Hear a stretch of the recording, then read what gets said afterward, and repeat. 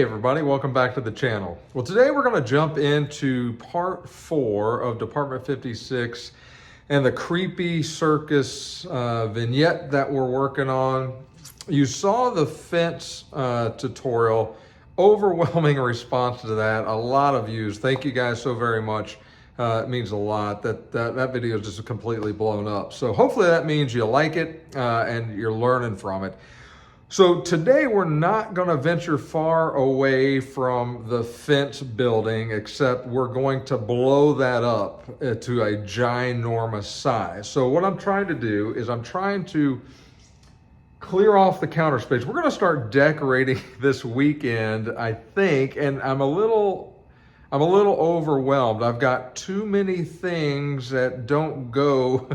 There's no rhyme or reason, so I'm trying to figure out what to put back here with this. I thought for a brief moment that I was going to put the Pennywise house on Neibolt Street and the Pennywise sewer scene on either side, and then have some signs in the middle. And there's just not enough room, and the Pennywise Neibolt house is huge, and the sewer scene is not. So I'm big on symmetry, and it just doesn't sit right with me. It doesn't flow. So I'm not going to do that.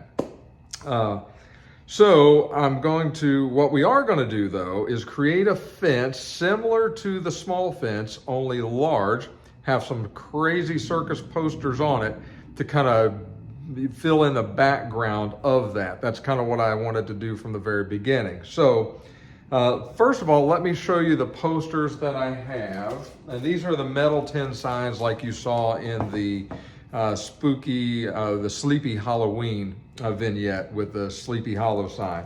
So I've got this sign here. They're still in the plastic wrap. I haven't taken them out yet. This is straight out the circus sign from Ringling Brothers, Barnum and Bailey Circus. I've got Pennywise the Dancing Clown.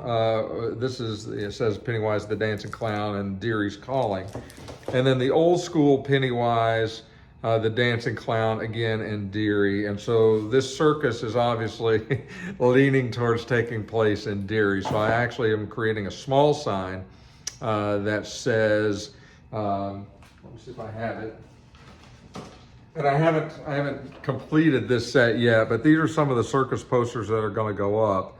And that is Ringling Brother and Barnum and Bailey Combined Circus in Deary in the month of October. So I've made this sign and changed it around a little bit. Have a whole bunch of circus signs, little small signs that are going to go on the fence, the small fence.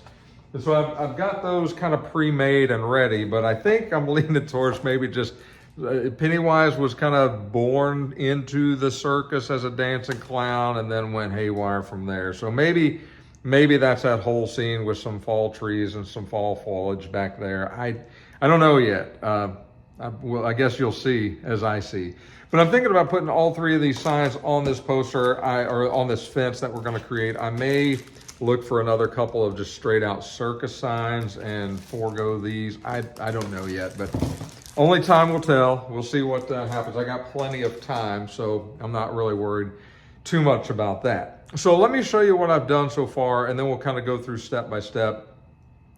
I'm going to cut this stuff, I believe, outside. So I'll probably take you out there with me so you can kind of to see me cut this as well. But so this is the sign, or this is the board that I've got. This is a part of a 4x8 sheet of 1-inch pink styrofoam. Bought this at Lowe's or Home Depot, one of those. And so really what I've got is this squiggly line down here represents the actual fence sitting on the display back there, the privacy fence in the back. If you put this behind it, that's about where it comes up to. So that's what you're going to be able to see above, right? All these big holes are going to be cutouts for the wires to come out of the display in through these holes and back into a power adapter that's going to sit behind that. And then I've kind of created some slats to kind of resemble the old fence in the back. And then they're going to be obviously some lines drawn down and cut with an engraver. And then we're going to take this piece of foam and basically do like we did with the small wood pieces that kind of picture framed in the Sleepy Hollow sign. We're going to take the handheld rasp and kind of skin some of this stuff up. We're going to take the wire, not the whisk, but the wire brush, and kind of streak down through this to create some grain look, and then we're going to paint it to kind of match the old weathered paint. At least that's the plan for now. So really what I'm going to get ready to do now is set this thing up outside and start carving with a hot wire cutter, get everything ready to go, and then we'll start actually making it look old and see how that goes. So with that, I hope you're as excited as I am. I've never done this. Maybe you've done this. I've never done this, so we're gonna see together how it turns out. Pretty excited about it. I don't think we can screw it up too bad. It's old wood, so it's actually foam that's gonna look like old wood. So with that, let's jump outside and get started. Okay, so I'm gonna start in the garage out of the direct sunlight for this first piece. We're just gonna start cutting some holes. You know, and I don't really need to follow this guide too much. I mean, I can come all the way up to where the fence goes if I want to. I just need to get some holes cut out in this general area to allow the cords to go through. So I've got my 3-inch knife here, and we're just gonna start coming in something like this.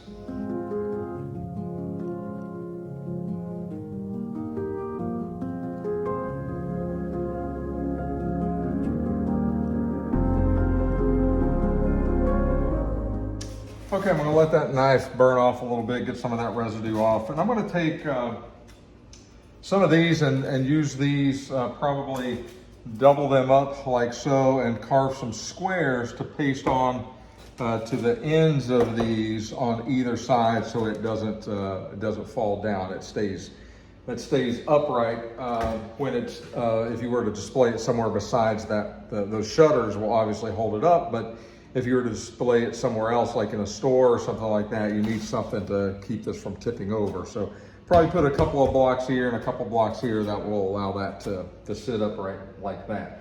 So now we're going to cut out the top of the fence as best we can, just kind of following this line that I just freehand drew on there. Doesn't have to be perfect. Then we're going to switch out the cutting tool for the handheld trenching tool, and we're going to start drawing, kind of cutting our lines for the wood in between the planks. So you'll see how that's going to look. Okay, so with this, I think I'm just going to start right here and just start cutting.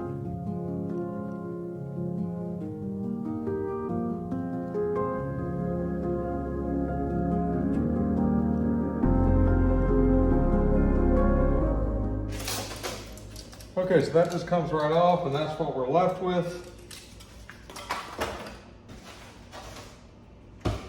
Okay, so now we're going to switch out the tools. Give me a second to do that, and then we're going to start carving the lines for the individual planks. See how that looks. Okay, so before I plug this in, I'm going to shape this tip to give me somewhat of almost a pencil shaped area. I don't want it to be too big, something like that, so I can kind of draw small lines. This is not going to go all the way through the foam. It's just going to indent into the foam, and then there'll be some black paint in there to help to kind of bring that out as a space in between the wood slats. So let's see how that works. Okay, give this a second to get hot.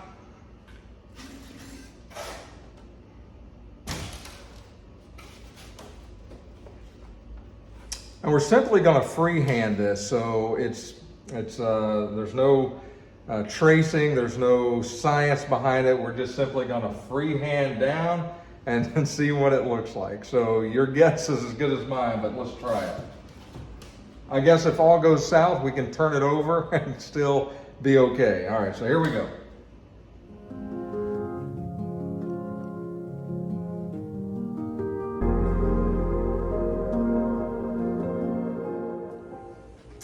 Okay, so while that did cut, I mean, I think we can make this work.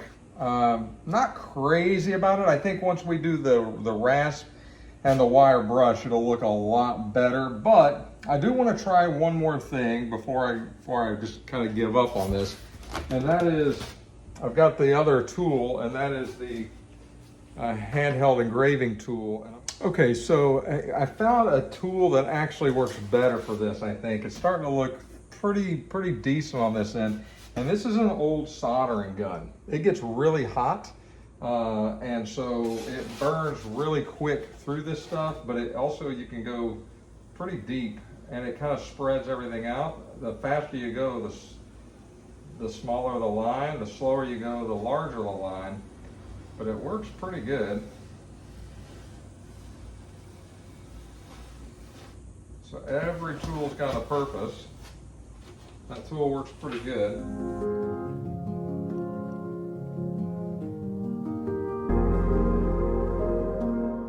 Okay, so I'm outside and I've started some work with a rasp to try to get some of this kind of blended in. I'm going to try to put up in the shade so the camera doesn't get too hot, and we'll continue to do this so you can see it.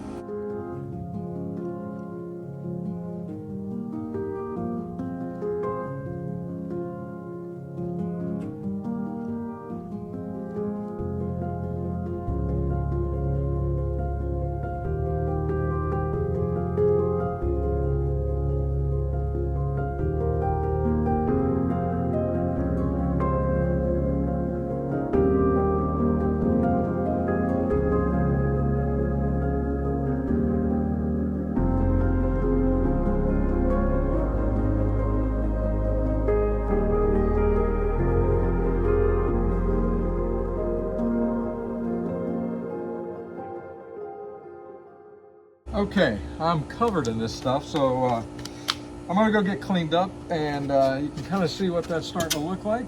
I think it looks pretty good. It looks better than this side, so I'm glad we experimented a little bit. I'm gonna get this kind of wiped off, and we'll go from there. Okay, so we got it cleaned off, and I think we're ready to put some paint on it. So looks pretty good, not too bad. You can see a couple of knot holes we put in. I think one of them is going to be covered with a poster, but the other one should be good. And so about as clean as it's going to get. We're just going to soak it in some black paint first, and let's get that started. Okay, so I'm almost done with the black. I'm going to try to let this record while I do the last section. The key here is to put a lot of paint on the brush and kind of pat it down into the grooves that we've created.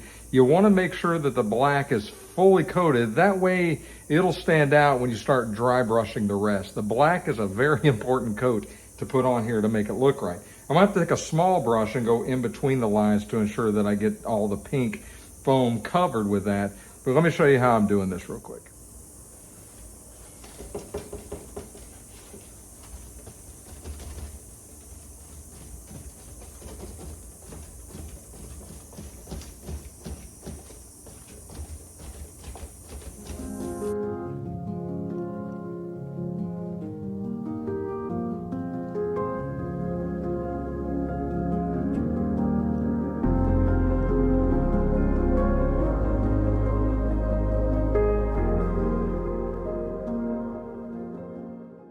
Okay, well, I'm back and the black has had a chance to dry. Now I'm using a different color. I was going to use the darker gray, but I don't think I have enough of it. And I don't want to use some and then not have enough and then run out. So I'm using a lighter gray first, then coming back with a lighter shade than that to kind of coat it. So I'm going to get started painting this. You'll see how it works. I'm also going to use this little tool again and just kind of rock it back and forth. I've been doing that, but I don't know, I mean, it puts a little bit of grain in it, I guess. It doesn't seem overwhelmingly convincing to me, but I'm going to continue to use it. Maybe I'm just not doing it right. So anyway, I'll show you how I'm doing this. So let's get started.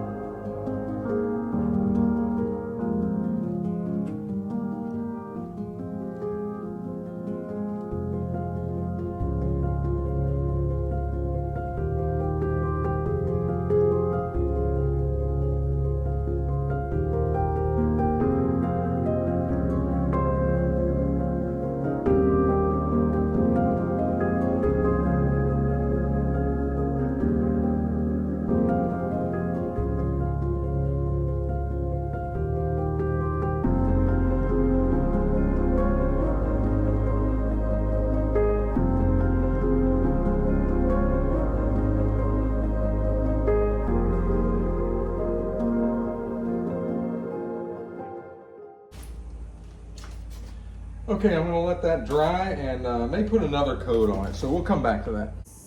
Okay, I got a lighter gray now, and I think I'm just gonna streak it kind of like this, and I think it looks pretty good that way. We'll do the same with white to offset a little bit of this, but I think the streaks look pretty good, so I'll show you how I'm doing that. Just a little bit of paint and then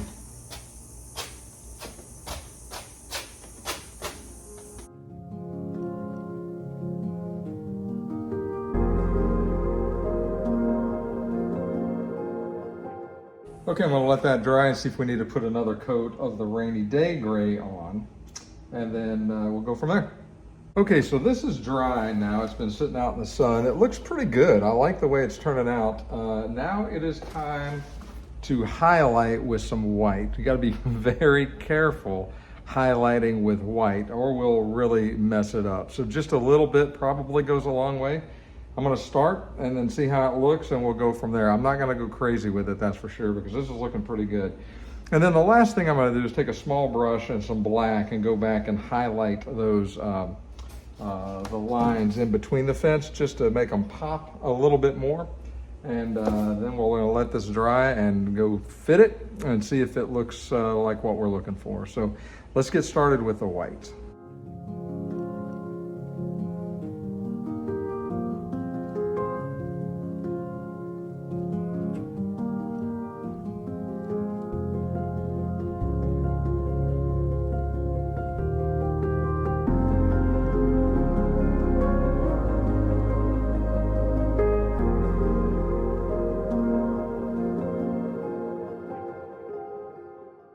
Okay, so I think I'm gonna let that dry and I think I'm gonna call that good. Like I said, I'm gonna paint some of those black lines and then allow this to dry before I try to take it into the house. And then once it's dry, we'll take it into the house, put it behind and see what it looks like.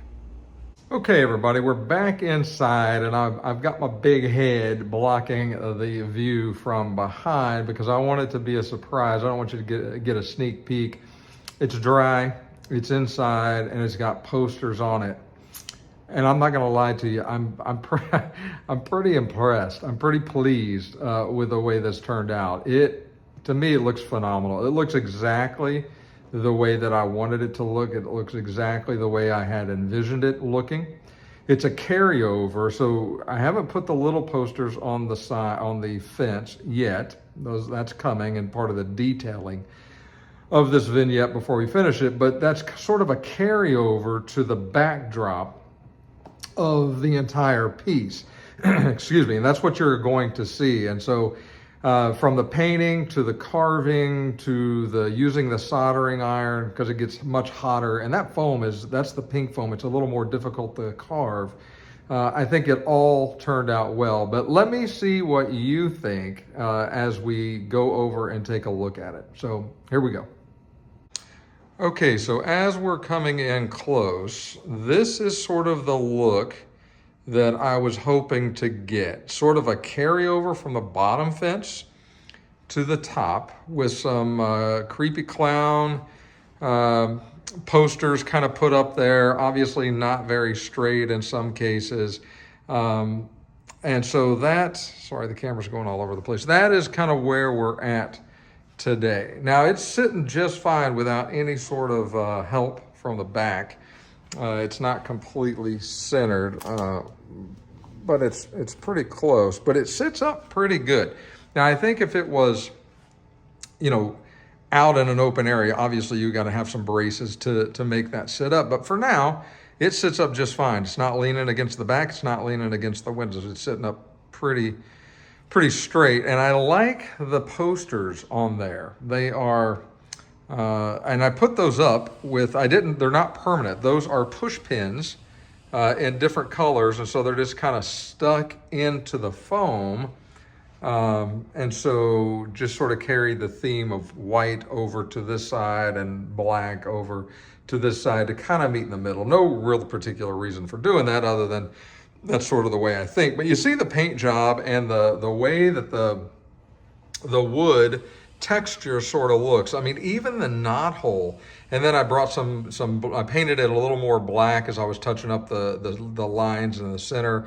Brought a little bit down to kind of show that it's been leaking, over time and with rain and things like that, just to make it a little bit more believable. But all in all, looks like a pretty good old weathered fence for the most part. I see some repeating lines, especially here, but I mean, you could darken that up with a wash if I decide to do an overall wash on it. I don't know that I will, but you can certainly darken that up a little bit. But and now that I look back at it, I may need to darken that up. It stands out pretty good. But all in all, it looks pretty good. I'm pretty pleased with it, and I think once the buildings are up, the trees are up, it's detailed, the lights are going, this is going to be a really, really neat piece that I'm going to be, able to display for quite some time with a creepy circus theme. So hopefully you guys like it. Hopefully you've enjoyed it.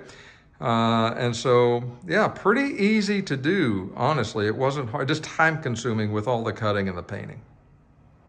Okay, so there you have it. There's tutorial number 4 in the books on how to create a fence backdrop for the Creepy Circus Department 56 vignette.